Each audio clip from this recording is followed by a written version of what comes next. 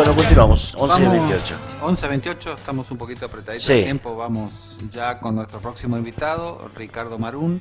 Es concejal de la capital y es candidato ya formalmente para las elecciones del 2 de junio. Por Dignidad Ciudadana. Por Dignidad Ciudadana, pero además tiene la responsabilidad de conducir, de coordinar la campaña de la fuerza. Buen día, que no Ricardo. es poca cosa. Buen día, Ricardo, ¿cómo estás? Hola Jorge, Claudia, a toda la audiencia, la verdad, buen día. Siempre un gusto estar acá y muchísimas gracias por la invitación. Bueno, ¿cómo resultó la elección? ¿Cómo fue el final de la campaña, la elección? La verdad que en términos generales muy bien, nos ha llenado de expectativas. Hemos generado listas en los 19 municipios, listas activas, listas de gente que realmente tiene ganas, listas genuinas, ¿sí? Es gente que se sumó a Dignidad Ciudadana con la ayuda de otros movimientos que inclusive son partidos en formación, como Valores para mi País, Gente Nueva de Posita, Movimiento por la Defensa Vecinal de Posito, de 9 de julio. Pero en sí se armó un equipo genuino, con la idea de trabajar no solamente para esta campaña, sino de cara al futuro, ¿sí? No es una cosa puramente electoral o un armado para afrontar estas elecciones. Entonces, bajo esa óptica arrancamos con muchísima expectativa y creemos que en el resultado electoral que hemos tenido en las PASO también nos genera mucha más expectativa. Entendamos que las PASO es un proceso de selección. No era la elección de Dignidad Ciudadana porque no presentábamos listas internas en ningún municipio. Entonces, por ahí la atención se distraía en una interna acá, en el otro allá, a ver quién gana. Pero ahora realmente es cuando empieza la campaña de Dignidad Ciudadana. Ahora sí vamos a concentrarnos muy nítidamente en lo que es el mensaje. Aprovechamos las PASO para dar a conocer las personas. Porque, por ejemplo, Gustavo Fernández, que es nuestro candidato a gobernador en la provincia, a mí no me quedan dudas que es el mejor candidato a gobernador que tiene la provincia de San Juan, es un lujo tenerlo como candidato, pero teníamos que lograr que el vecino en general lo conozca, ¿sí? Entonces hicimos mucho un trabajo en el plano de su persona, que lo conozcan, él también, su recorrido por toda la provincia, para que no se la cuenten, para que realmente descubran los problemas reales y empecemos alguna vez a tener una mirada más crítica de San Juan y dejemos de pensar que esto es San Juanilandia, porque realmente hay muchos problemas que está afrontando San Juan y que hay que palparlos en carne propia para tratar de realmente buscar una solución. Si los problemas no se reconocen, tampoco se van a encontrar las soluciones. El primer paso es entender que en San Juan hay varios problemas que solucionar. Por último, yo creo que una mirada especial es la que se debe hacer de capital, además de la performance en la calidad de candidatos que se presentaban. La performance electoral de capital realmente ha sido especial. Nos ha estas PASO establecido como tercer fuerza clara y nítidamente. Y además, en capital hay que entender que el 26, y estos son números literales y reales, el 26% del electorado capitalino que votó a un candidato intendente, en las generales no va a encontrar ese candidato intendente. O sea que en la capital empieza un borrón y cuenta nueva, hay una reestructuración de votos muy grande. Entendemos que las dos fuerzas que quedaron principales en las PASO van a tender a perder mucho del electorado que quedó en un frente, en una competencia, pero que son figuras o amadas o odiadas, no son figuras sobrias, equilibradas. Entonces va a empezar a haber una redistribución de votos hacia las fuerzas restantes, y en eso era muy, muy importante terminar tercero, porque terminando tercero, ahora y enfocando el mensaje ya sí en un tono más de propuesta y evaluando ese voto que queda acéfalo en sus candidaturas, nos renueva las expectativas reales que tenemos en capital. No, yo quería puntualizar o reforzar esto que está diciendo Ricardo. ¿Ustedes entienden entonces que para las elecciones generales del 2 de junio puede haber, se va a modificar el caudal electoral de las fuerzas? Sí, por supuesto. Entendemos que se va a modificar principalmente en la provincia, porque no solamente en capital, sino en varios municipios restantes, caso Rawson, caso Chimba, caso Rivadavia, que son, digamos, municipios muy populosos en cantidad de votantes, ha estado sumido en internas muy, a mí me gusta llamarles atrayentes, yo no les llamo agresivas, realmente con finales inciertos, entonces con listas realmente competitivas, y eso, quieras o no, despierta el interés hasta del electorado fiel de Dignidad Ciudadana, que ya sabemos que inclusive es los votos nunca son de uno, pero que se entiende. Seguro.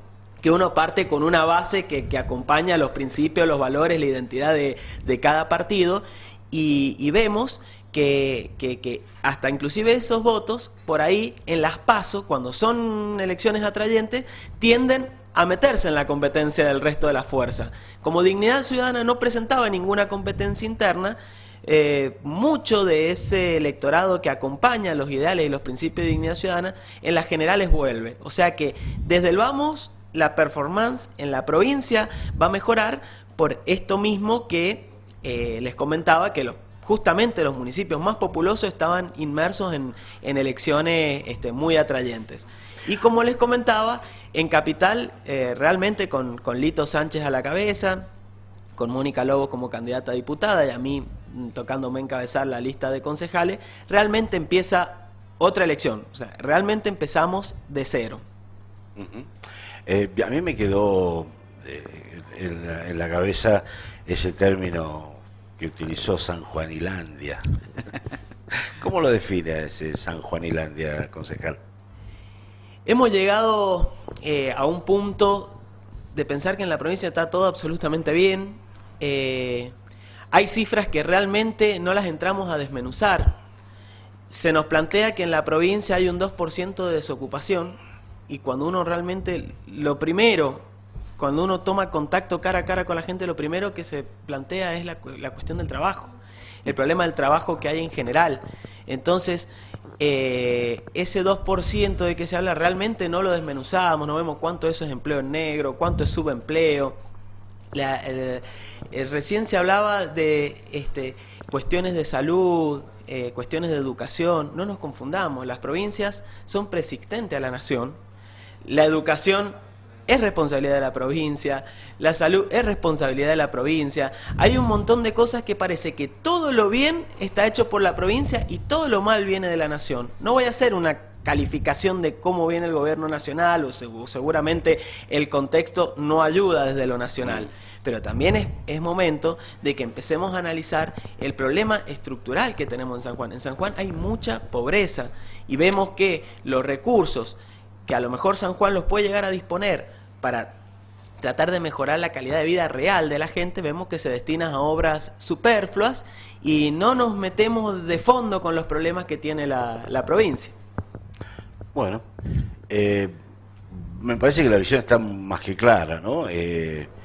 La expectativa también, y bueno, a partir de ahora habrá que empezar a escuchar ya concretamente la propuesta. La propuesta de Dignidad Ciudadana. Claro.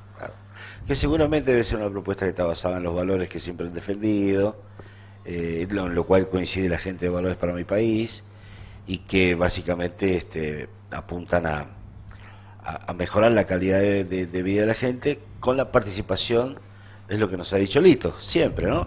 La participación de la gente, la opinión de la gente para hacer cada cosa. Esto es básicamente, ¿no, Ricardo?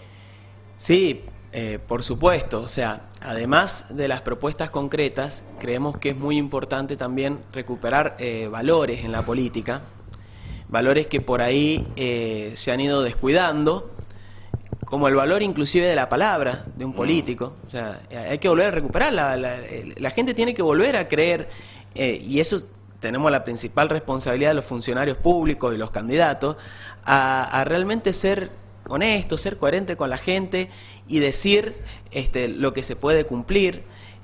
También hay que recuperar el valor de la transparencia. Hoy por hoy, en la era digital y en todo como vivimos, es muy fácil mostrar transparencia. Hay que recuperar el valor de la institucionalidad, ¿sí? Y por sobre todo, bueno, entender que un funcionario está al servicio de la gente y que la finalidad última es tratar de mejorar la vida de todos, claro. ¿no? La finalidad última es llegar al poder y ver cómo sostener ese poder que uno logra gracias a la gente. Y después, en propuestas concretas, hay que claramente replantearnos en la provincia varios ejes, como por ejemplo el empleo. No nos quedemos con que el 2% y en San Juan no hay falta de empleo, porque realmente lo existe y es muy difícil tratar de generar inversiones extranjeras monstruosas. Hay que fomentar el emprendedurismo, pero con políticas reales aplicadas. En la salud hay que entender que hay que lograr una verdadera descentralización de la salud y que la atención primaria tiene que ser verdaderas trincheras de contención. Hoy tenemos, por ejemplo, el Hospital Rawson, que es un hospital de alta complejidad, y va el que tiene un resfrío como el que tiene la más grave y compleja de sus problemas de salud. Eso es porque la atención primaria de la salud no retiene en las localidades para atender estos análisis más clínicos, más cotidianos. En materia de salud, de educación, hay que reestructurar bastante. Sobre todo al docente, contener al docente, a la formación docente, a la contención docente, y hay que tratar de que las mejores escuelas, y entiéndase las escuelas no en lo edilicio solamente, sino que en la preparación docente, que tiene que tener una preparación especial, las mejores escuelas tienen que estar en los lugares más vulnerables, porque es realmente la forma de generar un cambio real en la generación posterior. Creo que hay que centrarnos en propuestas mucho más claras, propuestas superadoras, pero sin duda que todo eso acompañado de estos valores que es muy importante, que la ciudadanía lo tiene que entender, que es el hecho de la transparencia, la honestidad, la cercanía y bueno, la proactividad también, por ejemplo, en los planos legislativos. Es importante que los legisladores tengan iniciativa, tengan cercanía, ya sea como concejal o como diputado. Uno representa a la comunidad. Entonces la forma de ser verdaderamente representante es estar involucrado en la comunidad todo el tiempo y estar escuchando todo el tiempo, y es la única forma de ser eco de la ciudadanía, que esa es la finalidad, digamos, una de las finalidades que tienen los legisladores. Y la otra es importante, el control, el equilibrio de la fuerza. Tendemos a pensar que quien gobierna es o Macri o Uñac o cada uno de los intendentes.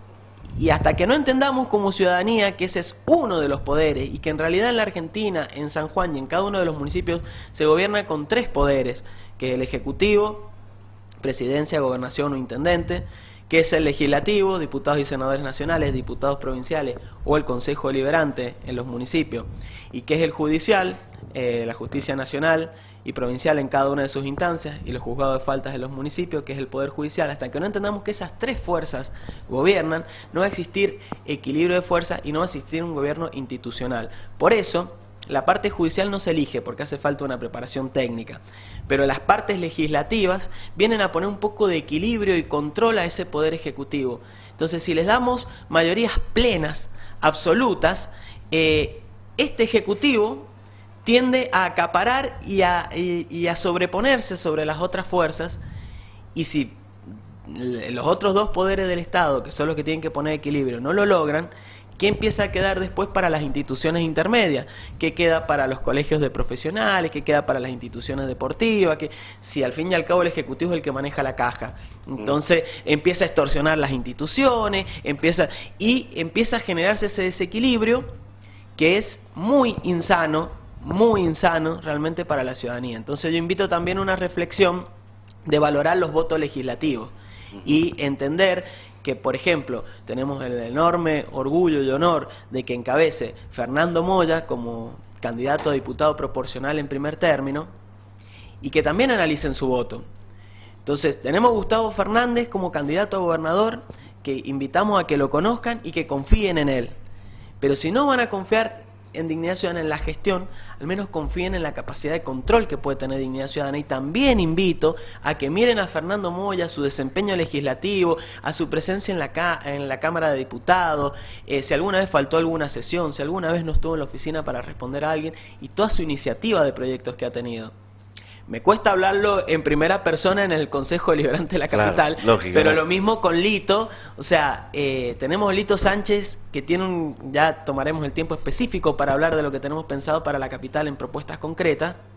Pero además de eso, siempre es importante poner un plano de equilibrio en el Consejo Deliberante. Entonces, también los invito a que me evalúen o que en realidad vean el perfil que propone Dignidad Ciudadana, como también en sus partes representativas, en su parte de Contralor. Y en nombre mío, les pido en cada uno de los municipios también le den las oportunidades legislativas correspondientes a cada uno de los candidatos a concejales de cada uno de los municipios. Bueno, perfecto. muy bien. Muy didáctico, además. Ha dado una clase de educación cívica. Estuvo perfecto. Bueno, cerramos.